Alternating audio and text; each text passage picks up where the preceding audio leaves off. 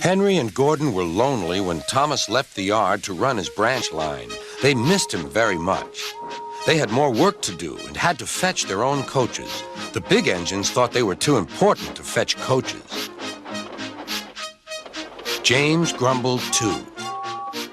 "We get no rest, we get no rest," they all complained. But the coaches only laughed. "You're lazy and slack, you're lazy and slack," they answered. Altogether, the engines were causing Sir Topham Hatt a great deal of trouble. The big stations at both ends of the line each have a turntable. Sir Topham Hatt had made them so that the tender engines can be turned round, because it is dangerous for them to go fast backwards. Little tank engines like Thomas don't need turntables. They can go just as well backwards as forwards.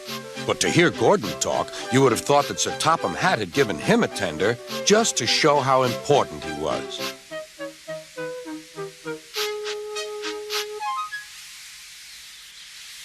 "You don't understand, little Thomas. We tender engines have a position to keep up. It doesn't matter where you go, but we are important. And for Sir Topham Hatt to make us do shunting, fetch coaches, and go on some of those dirty sidings, it's not the proper thing."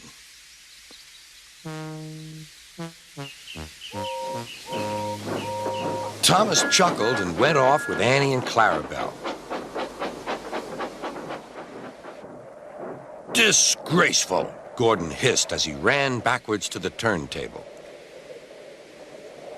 The turntable was in a windy place close to the sea, and if he was not on it just right, he put it out of balance and made it difficult to turn. Today, Gordon was in a bad temper, and the wind was blowing fiercely. His driver tried to make him stop in the right place, but Gordon wasn't trying. The fireman tried to turn the handle, but Gordon's weight and the strong wind prevented him. "It's no good," they said at last. "Your big tender upsets the balance. If you were a little tank engine, you'd be all right. Now you'll have to pull the next train backwards." "Look," called some boys. "There's a new tank engine." "Oh, it's only Gordon back to front." "Hello," called Thomas. "Playing tank engines? Sensible engine. Take my advice. Scrap your tender and have a nice bunker." Gordon said nothing. Even James laughed when he saw him. "Take care," hissed Gordon. "You might stick too." "No fear," chuckled James. "I'm not so fat as you." "I mustn't stick," thought James. He stopped on just the right place to balance the table. It could now swing easily. Gordon arrived in time to see everything. James turned much too easily. The wind puffed him round like a top. He couldn't stop.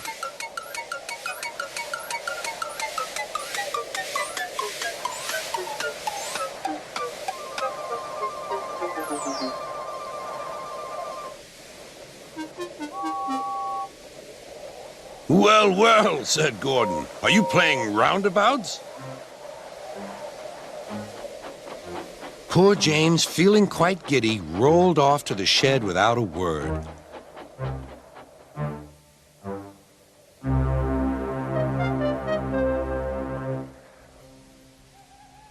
That night, the three engines had an indignation meeting.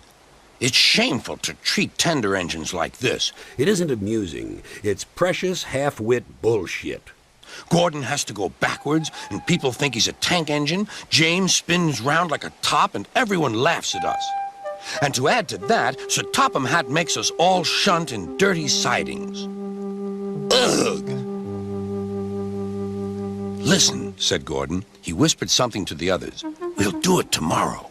Sir Topham Hatt will look silly." The engines had decided to go on strike.